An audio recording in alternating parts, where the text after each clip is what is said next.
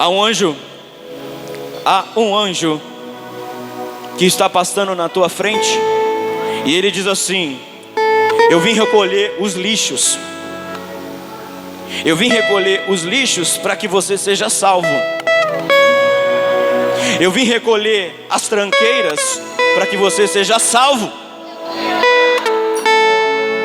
E esse anjo está passando, e você vai colocar ou não vai colocar a sujeira no cesto de lixo que ele está? Talvez você pergunta: que loucura é essa? O mundo espiritual é assim mesmo.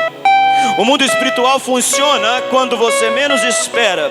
E aqueles que entendem o mundo espiritual são espirituais, mas aqueles que são carnais não entendem aquilo que o mundo espiritual diz, não entende aquilo que o mundo espiritual fala, não entende aquilo que o mundo espiritual está te dando. E essa igreja não é nada mais do que a revelação do mundo espiritual que sempre foi disponível para mim e para você. Esta igreja não é uma igreja social. Esta igreja não é uma igreja que faz qualquer tipo de evento para atrair pessoas. Essa igreja atrai quem Deus quer que seja atraído. Esta igreja atrai quem quer que Deus seja atraído. Então, se você está sentado me ouvindo, em pé me ouvindo, tenha certeza absoluta que eu sou o primeiro a orar. Não traga ninguém, papai, que não seja atraído pela tua presença e pela tua glória, porque aqueles que não são para estar aqui atrapalharão, mas aqueles que são chamados e estão aqui, é aqueles que o Senhor quer fazer algo. Então faça, Espírito Santo, faça, Espírito Santo. Claro, tão claro, o seu brilho é maior.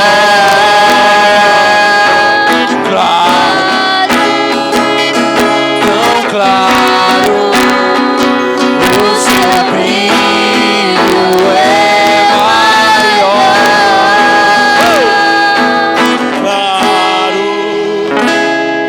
tão claro, o seu brilho.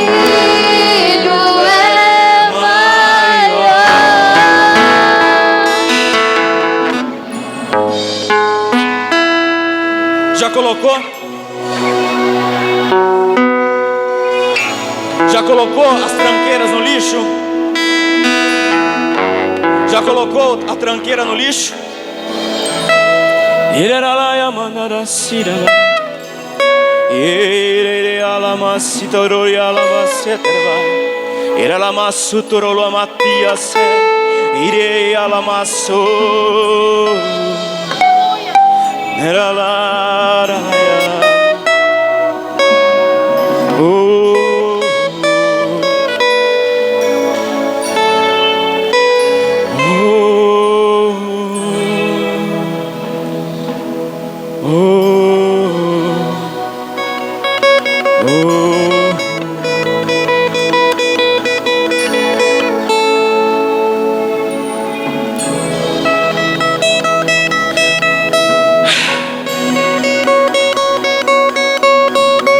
Diga assim: obrigado, Jesus.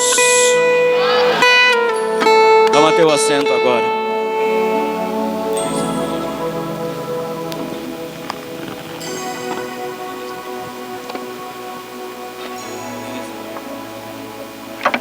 Coloca um fundo para mim, por favor. A banda inteira vai descer. Aleluia.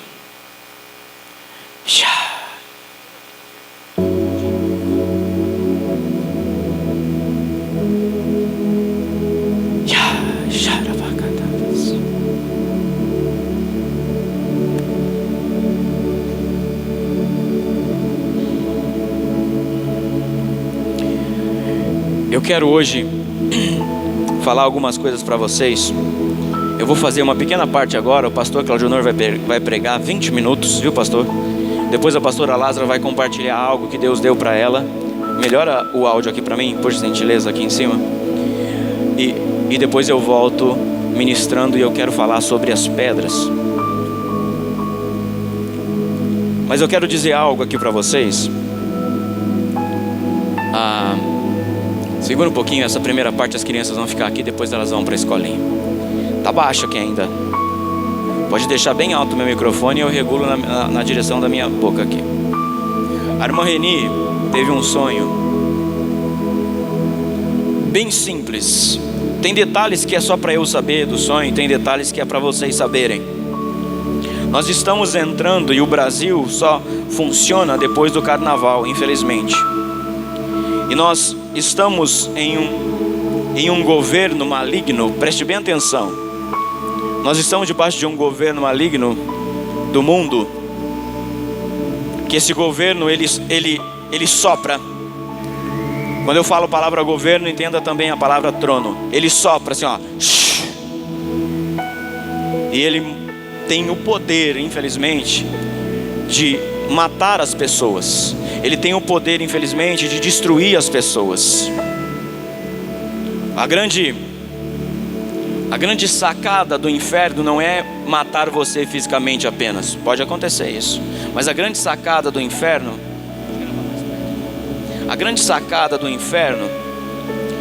é destruir você, mesmo você estando achando que está tudo bem. A irmã Reni teve um sonho que havia dois lados. Um lado estava escuro e um outro lado estava claro, estava iluminado. E desse lado claro, eu estava desse lado que era claro. Segundo ela no sonho, meu rosto brilhava. E desse lado escuro havia muitas pessoas que saíam do lado claro e iam para o lado escuro. Nesse lado escuro havia pessoas que já estavam lá há tempos, mas também havia pessoas que saíam do lado claro, que representa a presença de Deus, que representa a glória do Pai. Saíam desse lado claro e iam para o lado escuro. E ela dizia assim: apóstolo, no sonho eu olhava para você, o seu rosto brilhava, e algumas pessoas morriam dentro daquele lado escuro. Porém, algumas pessoas que estavam sendo atraídas para o lado escuro é o inferno, é Satanás, são os demônios, são os seus pecados. Este lado escuro estavam atraindo muita gente. E ela dizia: apóstolo, no sonho, na visão, a sua voz quando você cantava, a sua voz quando você orava, a voz de quem estava com você do lado claro, que cantava, que orava, que adorava, a sua voz tinha o poder de entrar naquele lado escuro e começar a atrair de volta as pessoas que haviam saído do lado claro.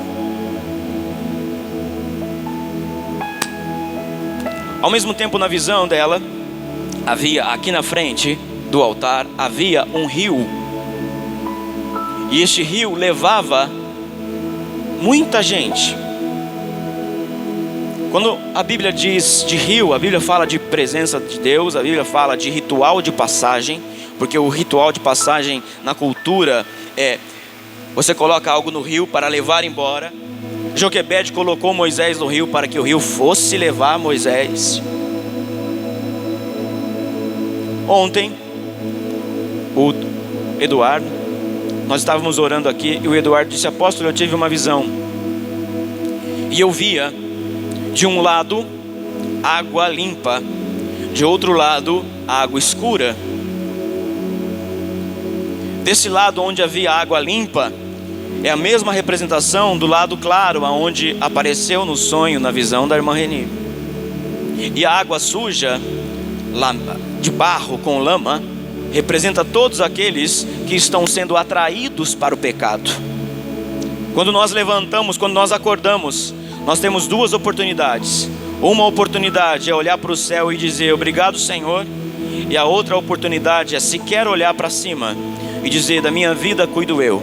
Quando você diz: da minha vida cuido eu faço o meu jeito, eu faço o meu modo, eu faço o que eu quero, você está do lado escuro, você está na lama. Quando você acorda e diz: Senhor, o que o Senhor quer que eu faça? Quer que eu saia de casa ou quer que eu fique em casa? O que o Senhor quer que eu faça? O Senhor quer que eu vá trabalhar ou o Senhor não quer que eu vá trabalhar? Eu não estou falando para ninguém ser vagabundo, tá bom? O que o Senhor quer que eu faça? O Senhor quer que eu fique quanto tempo na presença do Senhor?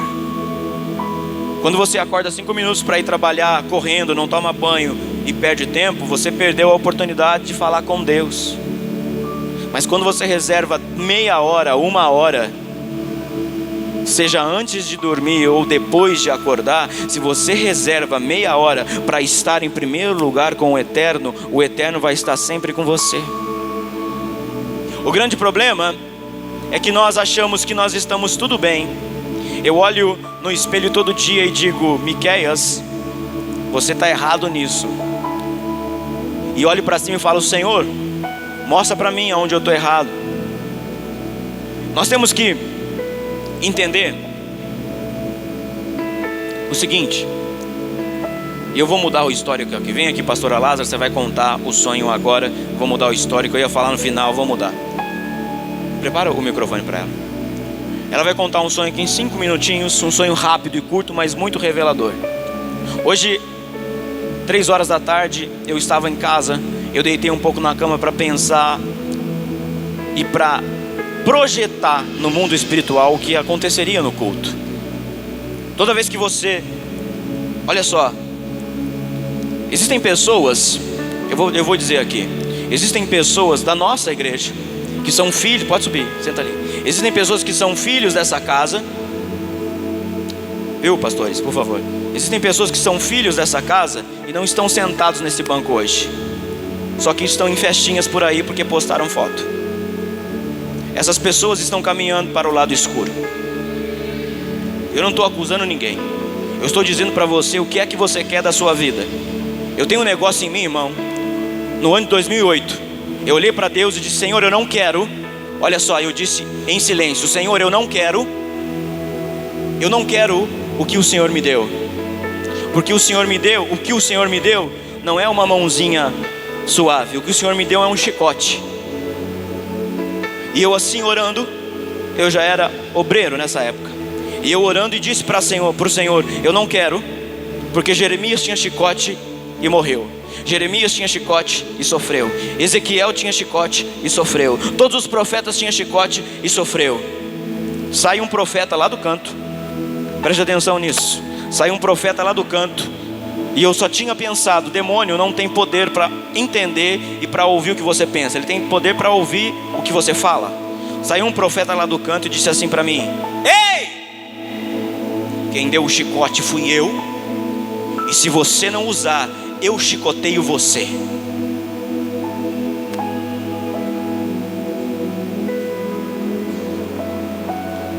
E eu mais uma vez disse assim, no ano de 2008, perdão, no ano de 2007, 2009. Nessa hora, quando ele me disse isso, eu sabia que era o Senhor falando comigo, e eu disse mais uma vez para Deus: Senhor, eu não quero. Me dê qualquer outra coisa, menos um chicote. 20 segundos depois da minha outra reclamação, veio uma profeta lá de trás da igreja, amiga minha, pastora hoje também, e ela quase não fala alto. O outro falou baixinho, só eu ouvi. Ela quase não fala alto. E ela disse assim: vai pegar o chicote ou eu vou ter que te chicotear? Sabe o que eu fiz? Então não me dá um, me dá 2. Sabe o que eu estou dizendo para você? Quando Deus fala algo para você, não diga não, diga: me dá 2. Me dá 2. Então eu estou dizendo que tem muitas pessoas que estão morrendo. E eu não estou falando só daqui, eu estou falando de todas as igrejas. Tem pessoas que estão fugindo para ir para igrejas que não falam do pecado, que não falam do inferno, que não falam de nada, Pessoas que só querem o bem bom, pessoas que só querem o egocentrismo. Eu preciso ir lá porque o culto lá é maravilhoso. É maravilhoso por quê? Porque é uma estrutura perfeita, ótimo, o som é perfeito, o pastor me motiva, o pastor é até coaching. Ele é formado em coaching, o pastor. Eu não sou coaching, eu sou profeta e tá bom, muito bom. Eu não sei trabalhar com psique. Eu sou profeta, eu sei entrar na onde Deus quer que entre. Eu não quero trabalhar com psique porque eu não quero cuidar da alma. Eu não quero misturar com a minha alma. Eu quero saber o que o Espírito está falando e ponto. É isso que o mundo precisa, sabe por quê? Porque senão vai acontecer, vem aqui pastora por favor. Senão vai acontecer algo que você pode sofrer. E como profeta, por favor aqui. E como profeta eu não posso deixar de falar isso para você. Muitas vezes nós oramos para os países da janela 1040. Janela 1040 é o grau do mapa mundi, aonde tem um monte de país que não pode pregar, não pode falar. Falou de Jesus, é morto. Teve uma Bíblia, é morto.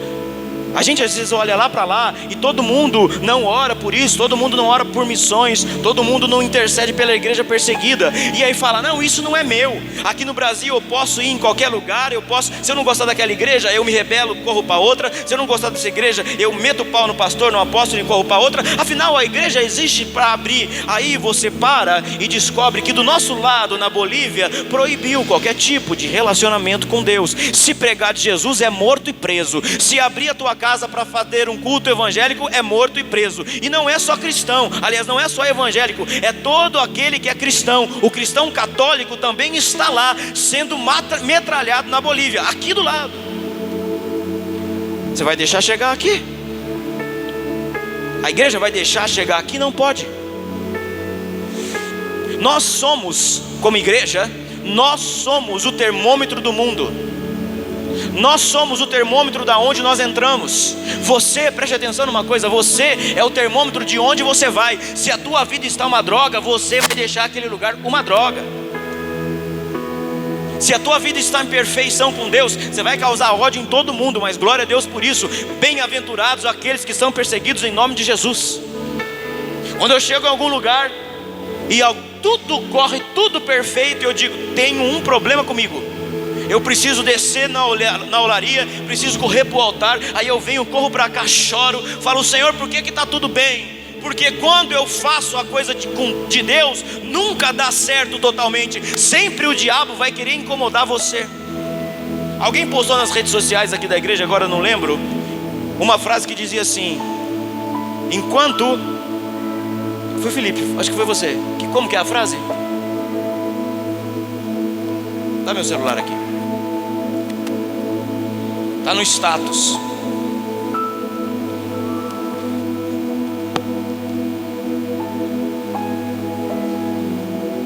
Eu já vou passar para a palavra, para a pastora. Você só será deixado em paz se não for empecilhos para os planos de Satanás. Tá tudo bem na tua vida, você tá com a mão com o capeta, de mãozinha dada assim, e dançando. Começou a estreitar a sua vida, ou porque é pecado e Deus traz à tona, ou porque você está muito em Deus e aonde você vai atrapalha o lado do capeta. E aí, pega o que ela vai dizer que Deus deu para ela. Escute. A paz, igreja. Eu não quero falar de mim, mas eu encontrei o Senhor há mais de 30 anos. E o Senhor sempre me dá sonhos proféticos. Mas só agora eu tive um sonho igual esse que eu vou contar para vocês.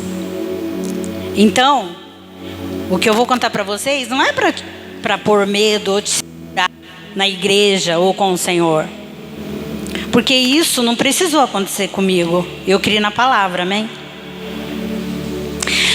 Eu gostaria de ter feito isso quando tivesse escuro. Mas mesmo assim eu vou fazer. Eu gostaria que alguém fosse e pagasse todas as luzes da igreja.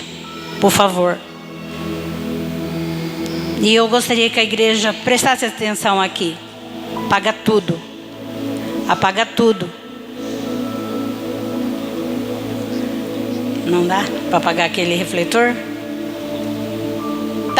eu gostaria que ficasse bem escuro. Mas então, como não vai ser possível, porque ainda está claro, eu gostaria que você fechasse os seus olhos. Fechasse bem os seus olhos. A ponto de não visse nada. E você sabe que a sua mão está aí. Mas com os seus olhos fechados, tenta ver seu dedo. Vê se você consegue ver seu dedo. Fica assim por um segundinho, tentando enxergar seu dedo, sua mão. Se você quiser, pode mover ela.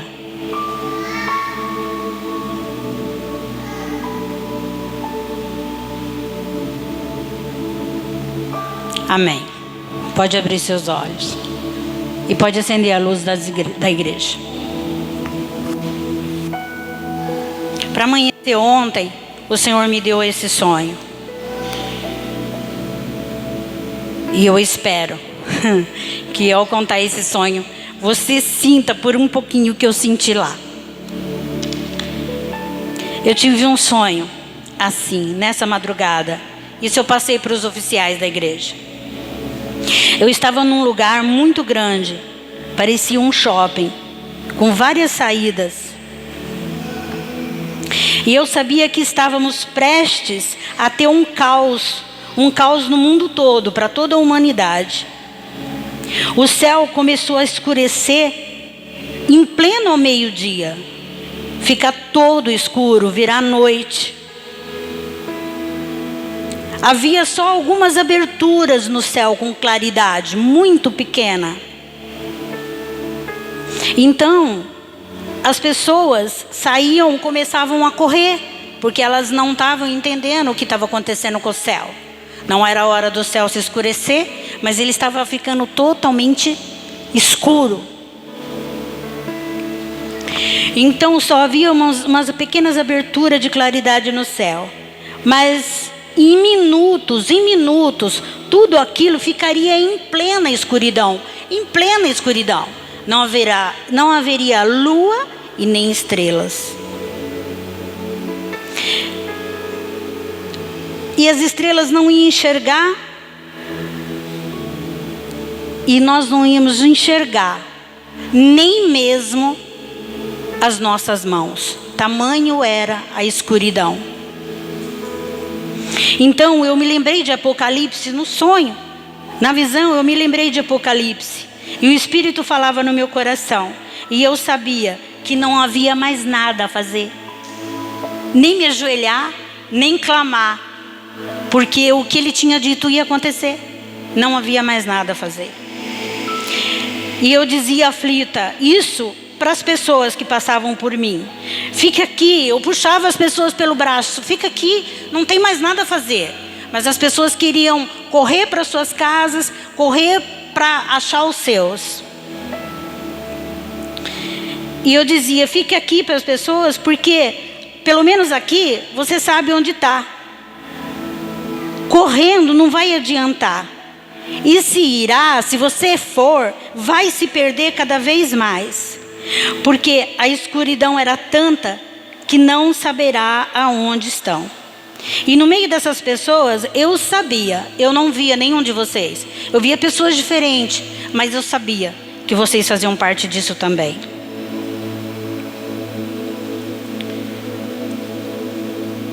As pessoas, elas não me ouviam e não faziam o que eu pedia. Porque elas achavam que eu estava mandando. Elas achavam, você é louca. Eu vou correr para um lugar seguro. Mas eu sabia que se elas saíssem dali, elas não iam chegar, mas elas iam tropeçar, elas iam cair em ribanceira. E eu falava, fica aqui, fica aqui. Foi aí que eu vi o pastor Cláudio também, fazendo a mesma coisa. E ele disse, Lázaro, vamos atrás dos irmãos que não estão aqui? Vamos. E com toda aflição, eu olhava lá fora, já era tudo escuro, muito escuro. E eu disse assim para ele, assim, não, pastor Cláudio, não sai daqui, porque nós não vamos conseguir alcançá-los. E aonde eles estão, eles devem ficar, porque se nós sairmos daqui, nós também vamos se perder.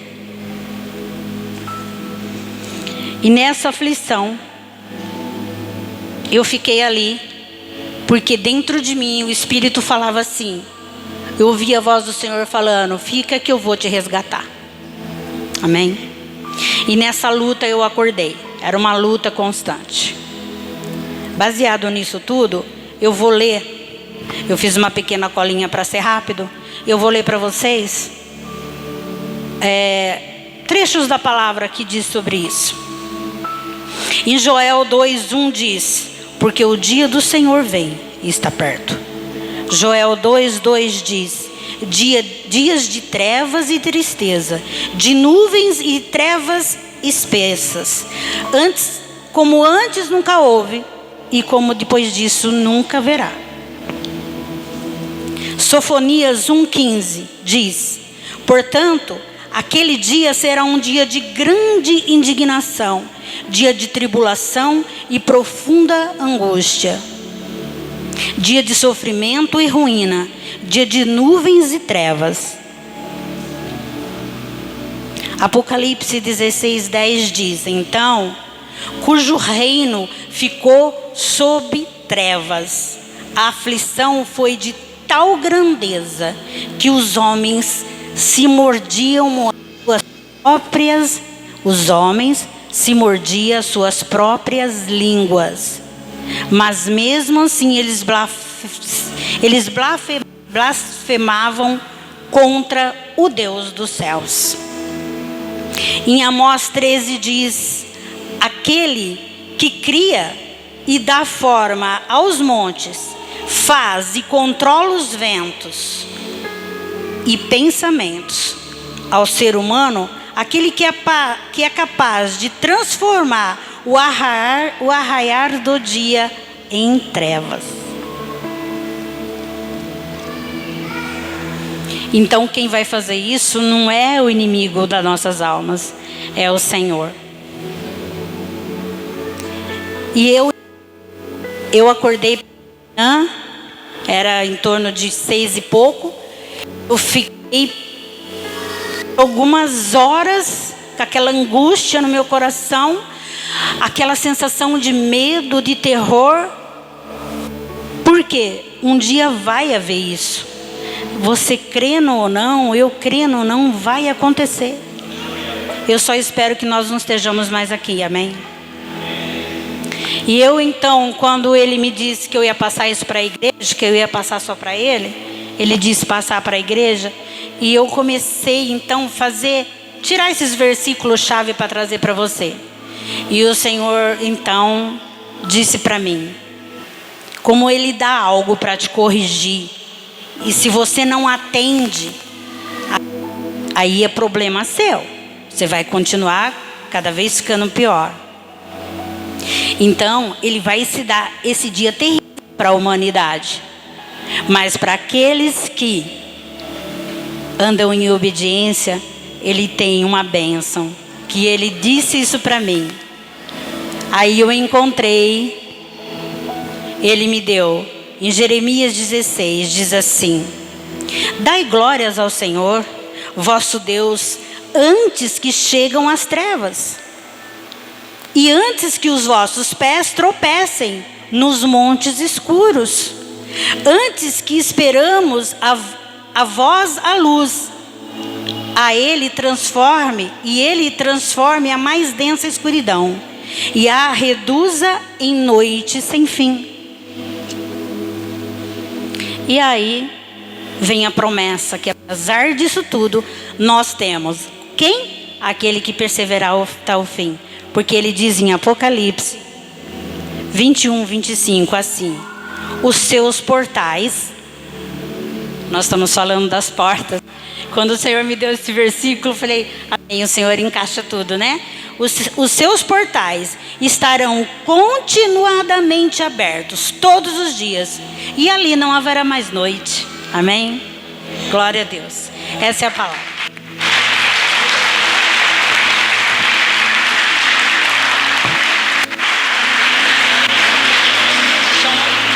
Só para finalizar o que ela está dizendo, que está muito claro, eu coloquei a lamparina aqui E quero ler para você, não precisa abrir, só preste atenção. Êxodo capítulo 10, verso de número 21, fala da 9ª praga do Egito. Olha só. Então disse o Senhor a Moisés: estende a mão para o céu, e virão trevas sobre a terra do Egito, trevas que se possam apalpar, que se possam pegar. Estendeu, pois, Moisés a mão para o céu, e houve trevas espessas sobre toda a terra do Egito por 3 dias. Não viram uns aos outros, e ninguém se levantou do seu lugar por 3 dias. Porém todos os filhos de Israel tinham luz nas suas habitações. O Egito vai entrar em escuridão, mas na casa daquele que é fiel haverá luz. Sabe qual é? Por que essa praga, a praga das trevas? Sabe por que essa praga? Sabe por que essa praga foi? Preste atenção nisso. Sabe por que essa praga está sendo falada aqui? Por que essa praga da escuridão? Por causa de um Deus chamado Ra, o Deus Sol. Os egípcios adoravam um Deus, preste atenção aqui, irmãos. Os egípcios adoravam um Deus chamado Deus Ra, o Deus Sol. Eles se curvavam e adoravam o Sol, que era representado por um Deus, um principado chamado Ra. Esse Ra era um dos que incorporavam Faraó e governavam o Egito. Então olhe para mim aqui no altar. A pastora Lázara é minha mãe, e ela só contou o sonho para mim, mas ela não disse como ela ia falar aqui. E eu estava aqui no altar, e o Senhor me disse assim: depois você vai apagar a luz da igreja. Se ela tivesse falado lá para mim: não, eu só falo à noite, só fala quando tiver escuro, eu tinha entendido. Eu não entendi porque Deus falou para mim: você vai apagar a luz da igreja e vai colocar a lamparina no altar e mostrar para as pessoas que as trevas são tão densas aí para fora, que se você não for filho de Deus, a lamparina apaga também. Você tem que ser filho de Deus para que isso nunca apague da sua vida. Nunca apague da sua vida. Amém? A gente tem pessoas que nos visitam hoje aqui. Nós temos a irmã ali, o irmão que veio de novo, o menino ali de amarela lá atrás. Temos a família do pastor, dos hermanos, bendiciones hermanos, são argentinos. O pastor Conte chegou aí agora. Deus abençoe a vida de vocês. E eu quero dizer uma coisa: Este altar tem responsabilidade por aquilo que diz. Pode sentar aqui na frente, pastor. Esse altar tem responsabilidade por aquilo que fala. Então eu gostaria que apagasse de novo todas as luzes. Apaga a porta também. Não pode deixar a porta aberta. Pode deixar a porta aberta. Olha aqui. Nunca deixe a sua vida apagar. Você viu como Deus está falando conosco? Deus deu o sonho para uma irmã, mostrando um lado escuro e um lado claro. Depois Deus deu uma visão para um outro irmão, mostrando água suja e água limpa. E depois Deus dá um sonho para a pastora, dizendo que as trevas virão e dominarão o mundo. Mas a palavra é: aqueles que são habitação do Senhor, haverá luz para todo sempre. Sabe por que a porta é iluminada? A porta é iluminada porque ela está aberta. Você sabe por quê? Preste bem atenção. Sabe por que aqui a porta não tem fechadura? A porta não tem fechadura porque quem abre não é você, é o Eterno. Porque se tivesse fechadura, você fecharia na hora que você quisesse, você abriria na hora que você quisesse. Mas a palavra diretiva é a porta da graça. A graça é a revelação do Eterno e ponto. Ele abre, você não abre. E Ele já abriu a porta quando Ele morreu na cruz e disse: a porta está aberta. Sabe como Ele disse isso em hebraico? tel telestai.